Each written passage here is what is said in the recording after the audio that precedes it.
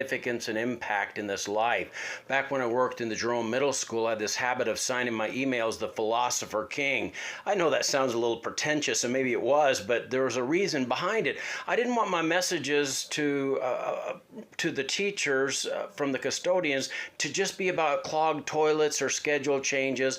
I wanted them to know that who they are and what they're doing day in and day out mattered, and in ways that they might never fully see.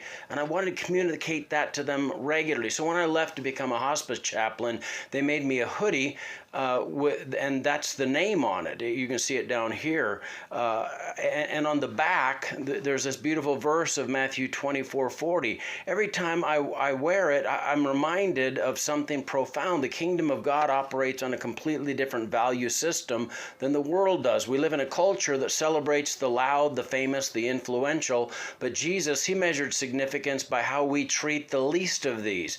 Think about that for a minute. The God of the universe, who spoke galaxies into existence, tells us that when we serve the overlooked, the forgotten, and the struggling, we're actually servicing him. I've seen this truth at play in my own life. As a kid, I had teachers who saw something in me, who took time they didn't have to invest in a student who probably didn't seem all that significant. They were doing what Jesus described, maybe without even knowing about it. And it changed the trajectory of my entire life.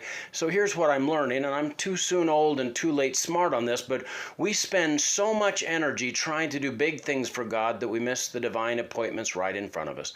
The coworker who's struggling, the neighbor who's lonely, the kid who just needs someone to notice them. These aren't interruptions to our important work. They are the important work. Jesus says when we serve them, we serve him.